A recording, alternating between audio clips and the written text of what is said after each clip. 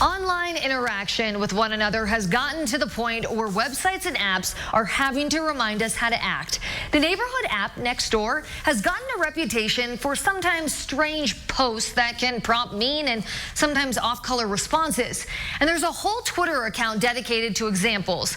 Now Nextdoor has rolled out a new feature to try and keep some civility online. They call them kindness reminders. So if you try and post a response that's similar to one that's been flagged in the past, you'll get a reminder of the community guidelines and that they can change your response. But ultimately, yes, you can still post what you want. But we talked to a law and political science professor about civility, and he says we owe each other some respect.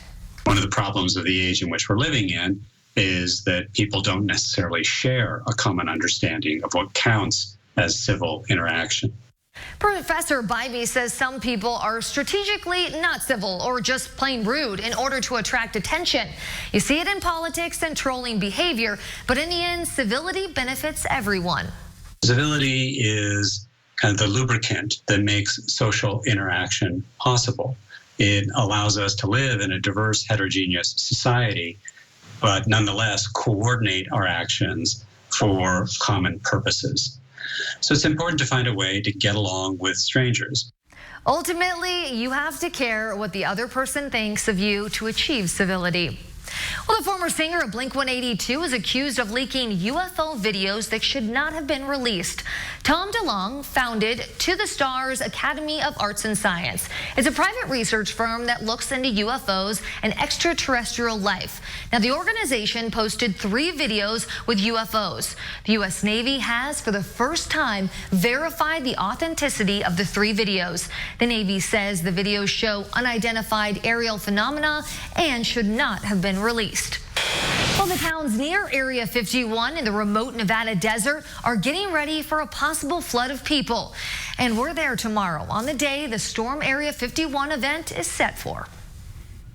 3 more days in the summer season, and that's how many days we have left with high temperatures in the 80s here. 86 degrees tomorrow. A few more clouds around, just a stray shower as we go into the afternoon, but most of us are going to stay dry right through the day on Saturday. It's Sunday afternoon that brings a little better chance for some of those showers and storms, and then it gets a little bit cooler behind that system. By Monday, when fall arrives, our high 76 degrees. Thanks so much for joining us for The Now Indy. The news at 6 o'clock starts right now. Kids slipping and falling at splash pads in Carmel. I'm Stephanie Wade talking with parents who want more safety measures. Neighbors tired of living in the dark. Now they're taking matters into their own hands and hoping city officials will soon see the light.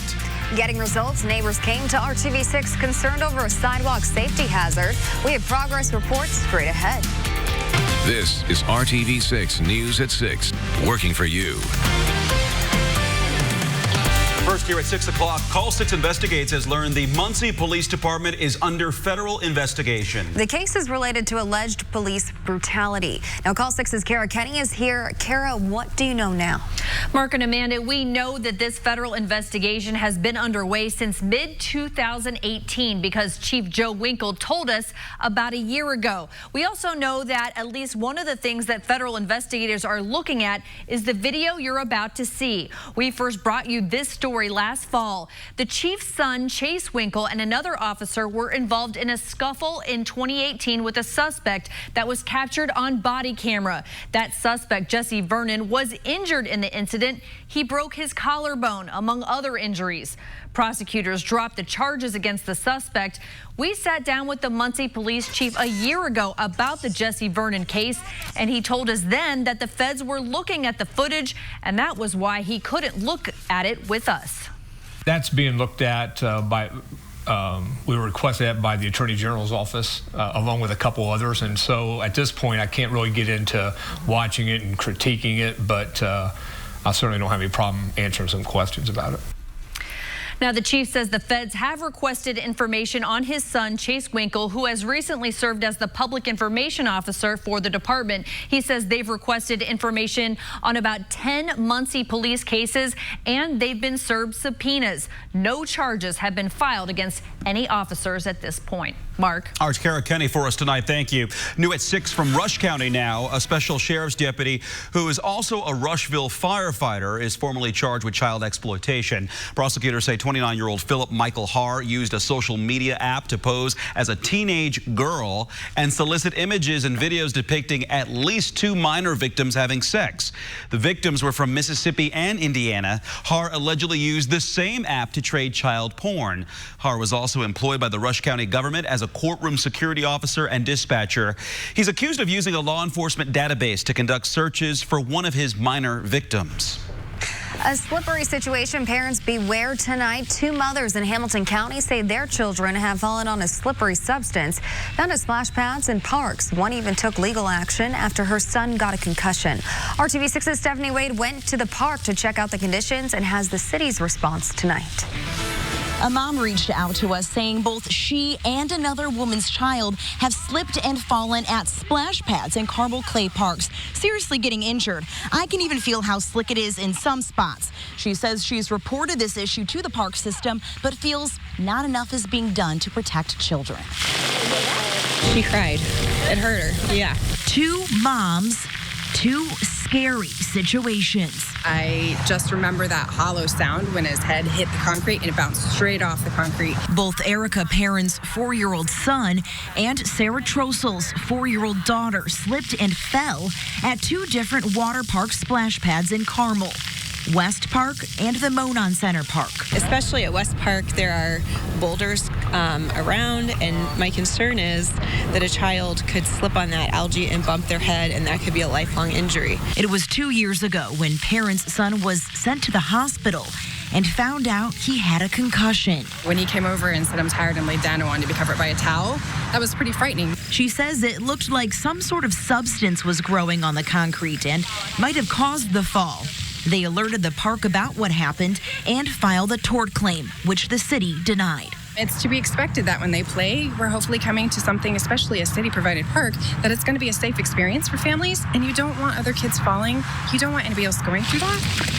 Fast forward 2 years later, Trossel's daughter slips and falls on what she believes to be similar-looking algae. I just feel like they're kind of just giving me lip service. It's like, okay, thanks for letting us know. But obviously, this is a situation that's been ongoing for 2 years, and it hasn't been addressed. She says the concrete remains slippery while kids continue to play on it. We hope that they'll just, make it a little safer, do their job. Working for you, Stephanie Wade, RTV6. And Carmel Clay Parks tells us their aquatic facility operators complete daily inspections of splash pads. They also have a routine cleaning schedule for the pad surfaces to address any buildup on the concrete that could cause slick conditions. They take all reports of any safety concerns seriously. And when a report is received from the public, they immediately dispatch their operators to assess the situation, correct any issues they may find, or develop a plan for immediate action. Thanks to our inquiry, they are sending an operator to check it out and have scheduled maintenance later this week. New at 6, an RTV6 follow-up. People who live in a north side neighborhood along College Avenue have been waiting for the light at the end of the tunnel. But the tunnel seems endless and they're fed up with waiting. So they are taking it upon themselves to light up their dark city blocks. RTV6 told you about this stretch of College between 38th and 42nd Streets along the new Indigo Red Line route where the street lamps haven't worked in months. The leader of the neighborhood association says they were told that some cables may have been severed during Red Line construction. Now, with the help of IPL, the Indianapolis Fire Chief, and several IMPD officers, the neighborhood association delivered more than 500 small solar-powered garden lights to residents in that neighborhood. It's their quick fix to light the area and address safety concerns until the overhead street lights are fixed. Volunteers left about 4 or 5 lights at each home and a note explaining the reason behind the effort. They see it as an appropriate stopgap, right? It's an interim solution. We don't think that yard lamps are going to prevent street violence. We are not that naive. But we do understand that shedding light to provide safety, to see bumps and cracks in the sidewalk. The neighborhood association says they've been told IPL has ordered materials to start the necessary repairs. We'll keep you posted on the progress. RTV6 working for you and getting results. We told you earlier this week about a construction project that has kept a downtown sidewalk closed for several months, much to the frustration of some nearby residents who have had to walk in the street to get around it. But today we saw signs of progress. Crews actually working on the issue at Capitol and Market Streets. When we first asked officials about the issue, they said the construction would not be complete until October. We'll let you know if it's completed ahead of schedule. Summer warmth taking up shop here right across central Indiana. You find those temperatures all across the area in the 80s, but we look a little closer to the Ohio River. That's where you find Evansville at 90 degrees. It's 85 right now in Bloomington, 83 in Indy, as well as the Peru area. Not too much of the humidity to factor in today. Satellite and radar remains very quiet here across central Indiana, and it's good that we've got quite a bit of clear sky because we do have the chance to see the International Space Station flying overhead this evening. It will appear at 8:46 low in the south-southwest sky, pass about 45 degrees overhead, and disappear 5 minutes later to the east-northeast. So check that out, a bright light shining across the sky if you see that later this evening. There's a look at your forecast. 83 degrees by 7 o'clock with partly cloudy skies, mostly clear, still mild at 11. We've got our temperature at 73, and tonight will still be a little warm for this time of year, lower to middle 60s. We'll take you hour by hour through your Friday in a few minutes. Authorities have identified the person whose body was recently found in a wooded area off of Morgan County Road. Investigators say 23-year-old Alexander Jashiel Jackson of Indianapolis died of a gunshot wound. The coroner has ruled the death a homicide. Jackson's body was found by a woman walking her dogs in the 11,000 block of North Man Road on September 13th, last Friday. He was wearing white canvas Converse shoes and an orange t-shirt like the one you see on your screen. Investigators are asking for help from the public. If you know anything that could move the investigator forward, call the Morgan County Sheriff's Office. And this man could soon be back in Lafayette to answer to a murder charge. Police in Carbondale, Illinois arrested 20-year-old Andre Hastings for the August 2nd shooting death of Jaquan Burglar at Lafayette apartment. Police say Hastings had been hiding out with relatives in Illinois since the shooting. The process is now underway to bring him back to Lafayette. A couple accused of abandoning their adopted daughter and moving out of the country have both turned themselves in. Christine Barnett surrendered to police early this morning. Michael Barnett turned himself into the Tippecanoe County Sheriff's Office Wednesday afternoon. Both have since posted bond and have been released. The couple adopted a girl from Ukraine in 2010. The girl told detectives she lived with the Barnetts for 2 years in Hamilton County after the adoption. The girl said in 2013 the couple rented her an apartment in Lafayette and left her there while the rest of the family moved to Canada. Michael Barnett allegedly had the child's legal age changed from 8 to 22. The historical marker in front of the Old Ball Brothers Glass Manufacturing Company plant in Muncie is missing. The Indiana Historical Bureau says they were notified on Wednesday after a woman said she normally drives by it once a month and noticed it was gone. The marker was installed in 2008. It usually sits in front of the old plant in the 1400 block of East Memorial Drive. Muncie Street Department and Delaware County Highway Department crews have not had any construction projects in the area recently, which would require the marker to be removed. If you have info on the missing marker, call Muncie Police or the Indiana Historical Bureau. The city of Indianapolis will receive more money next year to help fix its roads and bridges. The city is getting more money because the state had been using an outdated population number that did not account for changes within Marion County. That has been changed for 2020. Now Indianapolis could receive as much as 80% more money than last year for road repairs. Will a similar issue come up again where Indy gets slighted? Well, the Indiana State Auditor doesn't think so, especially with the upcoming 2020 census. I don't think it's going to happen again. And then after 2020, we're going to get... It's all going to get reset. It all gets reset because you don't use any of the same numbers. Cities and towns across the state outside Marion County will get about 8% less money. We continue to look at opportunities to connect students with the workforce after the break. How one program is helping students break into the tech support industry. And with our recent dry stretch, we have some drought conditions developing across portions of central Indiana when some wet weather will bring relief. You're watching RTV6 News at 6. Only at Papa John's. This is RTV6 News at 6, working for you. A man is in the hospital tonight after a house fire on the southeast side. The fire broke out around 3 this afternoon on the 2900 block of South Walker Avenue. That's near East Troy and South Keystone Avenues. Firefighters say they found a man in his 50s or 60s lying just inside the front door. They performed CPR on him and rushed him to the hospital. No word on his current condition. A mobile home in Wayne Township was destroyed by fire just a short time ago. This was at the scene in the 2800 block of Palace Drive. The people inside escaped. They had 5 dogs in the home. One of those dogs did not survive. The Red Cross is helping the people that have been displaced. The cause is still under investigation. A large stash of drugs is off the streets tonight after a major bust. Metro Police say they found fentanyl, heroin, and a large amount of cash at a South Side home. Narcotics detectives were conducting surveillance on the 2100 block of Redfern Drive last night when they say they spotted clear signs of drug activity. Police arrested 2 people. In our Democracy 2019 coverage, Purdue University is now offering students who need updated identification cards that comply with Indiana law before the November 5th election a chance to get them for free. The Lafayette Journal and Courier paper reports the university had been under pressure recently from Purdue faculty and other student voting advocates to waive a $10 fee for the cards. Well, the school says the fee vacation will run from October 21st through the 25th. A Purdue spokesperson says similar grace periods could be offered ahead of future elections. Now to Hiring Hoosiers, our initiative meant to connect you with jobs and resources. Computers are integrated into our everyday lives. Students are looking to become your techs to help keep your electronics running and to keep you connected to one another. From classroom to careers, our Aaron Lish shows us McKenzie Career Center's information technology program. You can also test the connectivity to the main office on this as well. Tyler Wilson is all about the realm of information technology. Computers are interesting in the fact that it's the new age. Tyler and his fellow students figure out all the system components of a computer, like managing networks, troubleshooting viruses, and building their own computers. Getting into computers is sort of like making sure that I'm the guy that people can look towards when they need help or anything else concerning the technology end of everything. They get multiple certifications in computer technology, impressing not only Tyler, but his family. It's been huge. Like, even my mom and dad said that they're jealous of my opportunities. And once we get that, we'll need to just make sure you have everything connected to the switch okay. Instructors say this not only sets them up for college success, but also to get them into a career immediately, because the IT industry needs more people.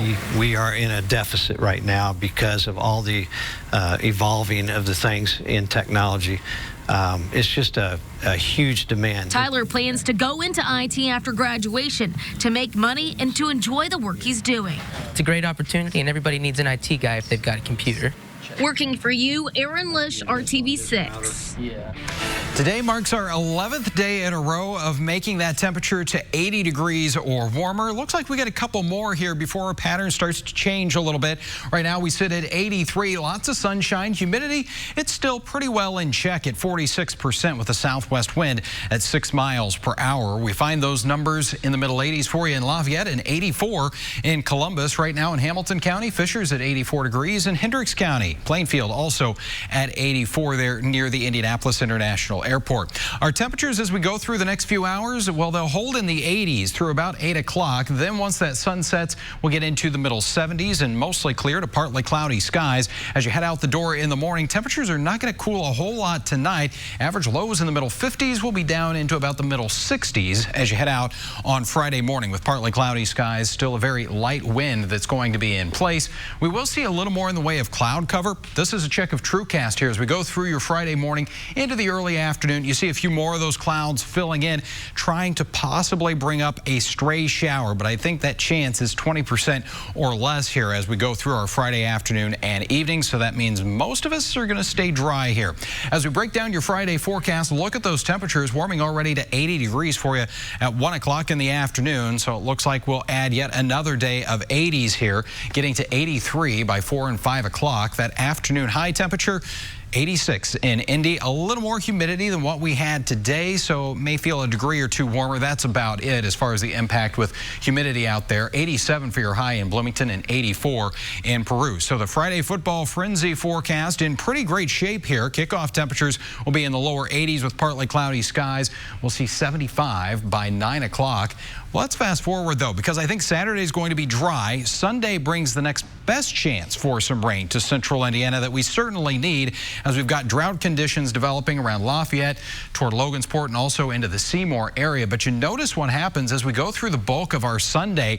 We see that rain in Illinois, but it still runs into that drier air that we have in place. So it's going to take some time. I think it's not until Sunday afternoon and evening that we'll get in on some rain chances. So much of your outdoor plans looking pretty good for the upcoming weekend. Our high 87 degrees for you on Saturday, Sunday at 84 with those thunderstorms developing later in the day.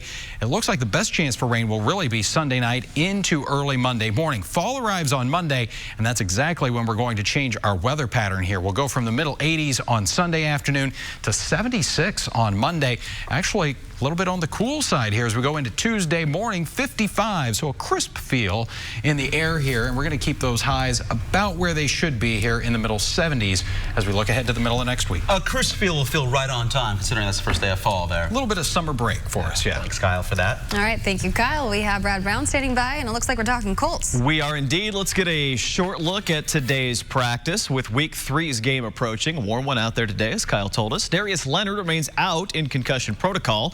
Marlon Mack also missed today's workout. He has an injured calf. Kamoko Toure did return. He had been dealing with a neck injury. And in just the past hour, the Colts signing quarterback Chad Kelly back to the practice squad as suspected. He cleared waivers after being let go yesterday. Solid spot for a guy who performed well for the team at training camp and in the preseason as well.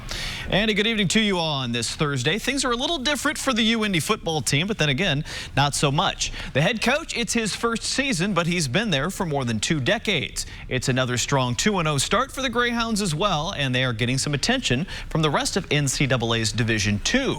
Chris Keevers is now the head man for the Greyhounds. He moves into that role after more than 20 years as an assistant and a coordinator. So there have not had to be any major changes to what they're doing on the field, and that's paying off with a strong camaraderie amongst this team. It's a group that's putting in a full effort every single day as UIndy starts defense of its conference title on Saturday at McKendree. The Hounds going for a 19th straight GLVC win. You guys have played real hard. That's the bottom line. They've played real hard. They're playing with some passion, and really it's just they've been playing harder than everybody else. Yeah, it does click. We're all pretty good friends outside of football, so I feel like that helps. We always hang out on the weekends, and then when we come to the practice field, we just turn it on, and the chemistry is just there. We never give up. First halves, we always start slow, but the second half, coming out of halftime, we all just continue to work, and we don't put the blame on each other. We play fast, and we come out knowing that we're going to win no matter what the score says coming in the half. Get a look at some more of Saturday's action. UIndy, Marion, Butler all on the road. Same for Ball State. IU is at home. A noon kick against UConn. Purdue's on a bye. Big game for Notre Dame down at Georgia. Top 10 matchup. And we've got the SEC, ACC, and Pac-12 in our triple header here on RTV6. Oregon, Stanford, our primetime game Saturday night. IndyCar's championship weekend includes an extra day on track. It's been 15 years since they raced at Laguna Seca, so before the real work begins, teams got a chance to take a look. Turned into a busy morning and afternoon at WeatherTech Raceway. Just 2 drivers in the field. Tony Kanaan and Scott Dixon have race experience there. Drivers within teams were trying out other cars, and everyone looking for the right line ahead of Friday's first practice. We're getting a look here at rookie Felix Rosenquist. He's leading the rookie point standings. Our day first talked with him about the rest of this class of 2019. It's a pretty stout little class here. Colton, obviously you want to race. Santi's been pretty good, especially on the ovals. I mean, this could be a rivalry, if you will, for years to come, really. I think so. That's what's fun, We've been racing each other a lot this year, and you can see everyone kind of go through the same mistakes. Maybe Santino's been the most consistent. Colton's been maybe on raw pace the fastest, and I've also been good on pace, maybe struggling a bit on the ovals. So yeah, everyone's going through something, and it's difficult, but I think it means a lot for all of us to come out on first. Dave will have more on Rosenquist's quest to win Rookie of the Year. That's tonight in our Sports Extra Spotlight at 11. We're back after one more break to wrap up tonight's edition of the News at 6. For limited time only at Ashley Home Store. Welcome back. Well, Kyle, we are this close to the weekend. What is it looking like? And it's looking pretty good. Still pretty summer-like out there. As we go through our finally Friday forecast, a few more clouds around, just that stray shower chance. Temperatures quickly making their way back into the middle 80s. About 86 for the afternoon high, 87 on Saturday. Dry there as we get into Sunday afternoon and evening. That's the best chance for seeing some rainfall. All right, and that'll do it for us on the news at 6. Up next here is World News with David Muir. Have a good evening.